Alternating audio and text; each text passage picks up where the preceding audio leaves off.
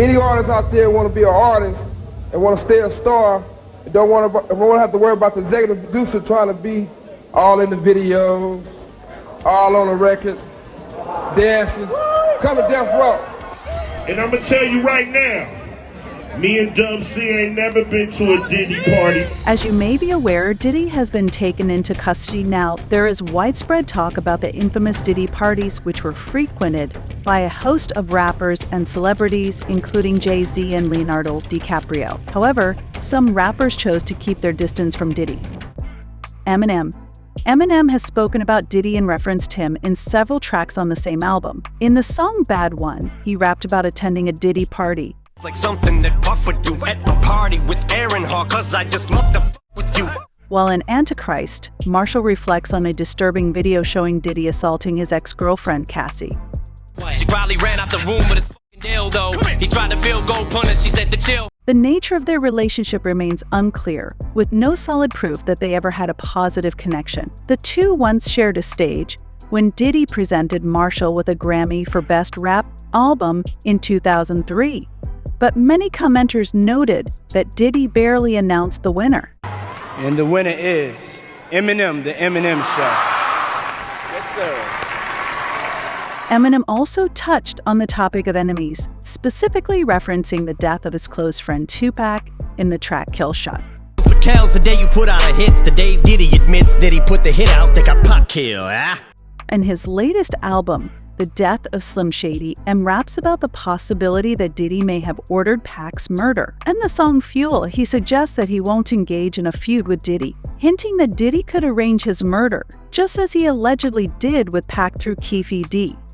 Keefe D, who has appeared on multiple YouTube channels, claiming involvement in Tupac's murder, and knowing Diddy personally, stated that Diddy offered him $1 million for Pac's death. Last year, Keefe D was arrested for these explosive claims. In the same track, M delivered lines that many consider to be among the greatest punchlines in hip-hop history. P-E-R, got so many essays.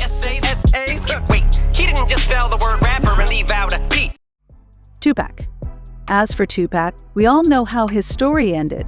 It's well known that Pac despised Puffy until his death, dissing him multiple times in his tracks, most notably on Hit 'Em Up for Life. He continued his attacks in his posthumous album, The Don Killuminati, The 7-Day Theory, especially in the track Against All Odds. Diddy admitted in an interview that Hit 'Em Up still stings even to this day. Tupac hit us with Hit 'Em Up, and that joint was cold. We would take your turntables, you played Hit 'Em Up. Suge Knight. In 2001, Diddy and Jennifer Lopez ended their relationship, a split that Suge Knight didn't hesitate to gloat about and mock, adding fuel to the ongoing rivalry between him and Diddy. The whole thing about it, P. Diddy, P. whatever, we need to leave Puffy alone. Anytime a guy goes on national TV, express how much he loved this woman, how much he needs this woman, how much he missed this woman, and then just do everything he can for this woman, and she turns around and drops you for a dancer. So when you were in prison and you'd see that J-Lo broke up with P. Diddy, you would laugh at that. That's, in other words, it's very disrespectful. It's very disrespectful. Made him look bad? Made him look like a bitch. Initially, Suge Knight and Puff were on good terms. At that time, Suge already had the Death Row label, while Puff was just establishing Bad Boy Records and preparing for Biggie's album, Ready to Die. Puffy sought Suge's opinion on the upcoming release and even requested the instrumentals from the album. Suge, however, was taken aback by Puffy's boldness. For instance, consider the intro from Biggie's album as an example.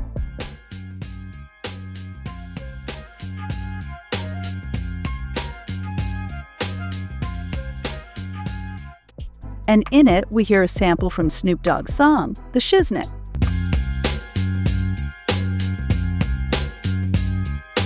Overall, Suge was genuinely angered by Puffy's actions. He was frustrated that Puff tried to insert himself into every project of his proteges, believing it hindered their growth. In Suge's view, Bad Boy Records was more focused on fame than on genuine artistry. Meanwhile, Tupac, who was in prison at the time, expressed interest in joining Suge Knight's label. Although Pac and Puffy had been on friendly terms, everything changed when Tupac accused Diddy of being involved in a robbery at Quad Recording Studios in New York. This accusation turned Tupac's enemy into Suge Knight's enemy. Thus, at the Source Awards in 1995, Suge took the stage and declared, Any artist out there want to be an artist and want to stay a star and don't want to have to worry about the executive producer trying to be all in the videos, all on the record, dancing, come to Death Row. Following Surge's tense comments, Puffy expressed that he was overwhelmed by the situation at death row, calling it the scariest moment of his life, given that he had the potential to ignite a major conflict. This tension escalated into a confrontation in Atlanta between Death Row and Bad Boy Records, during which Suge Knight's friend Big Jake was killed. In an interview, Puff recounted how, upon witnessing Big Jake get shot, he approached Surge, who lashed out at him, accusing him of being responsible for the incident. Puff was taken aback, questioning how he could be involved when he too was at risk of being shot. At one death row party, a member of Bad Boy Records showed up, and Surge, along with his gang, brutally beat a Jewel, nearly beating him to death in their quest to locate Puff. The situation took a disturbing turn when they forced the man to drink urine as part of their intimidation tactics. He might have got a few punches, and he probably drunk about 20 shots of piss. You know what I mean? Literally. Suge Knight is currently incarcerated, but that hasn't stopped him from commenting on the latest news regarding his long-term acquaintance, Diddy. He issued a warning, suggesting that Diddy is in danger, highlighting the ongoing tension and animosity that has characterized their relationship over the years. Kanye West. Kanye West has always been straightforward, and he certainly could have told Diddy to back off. The two had a conflict in 2022 when Diddy gave an interview on The Breakfast Club, stating that he disagreed with Kanye's decision to wear a White Lives Matter t-shirt, but wouldn't condemn him for it. Upon hearing this, Kanye texted Puffy to express his thoughts, concluding with the provocative line, "Come do something illegal to me now, please." So this year, during Rolling Loud in Los Angeles, Kanye performed while Diddy sought to address their ongoing issues. Ultimately, he ignored Diddy's attempts to talk, clearly indicating his disinterest in having that conversation. Additionally, Gucci Mane released an entire diss track titled No Diddy, where he repeats the phrase No Diddy 119 times. Thanks for watching. If you enjoyed our video, please hit the like button. It's a great way to support the channel. And don't forget to subscribe for more content. Be sure to look out for part 2 of this video, where we'll dive even deeper into the drama. That's all for now. Goodbye.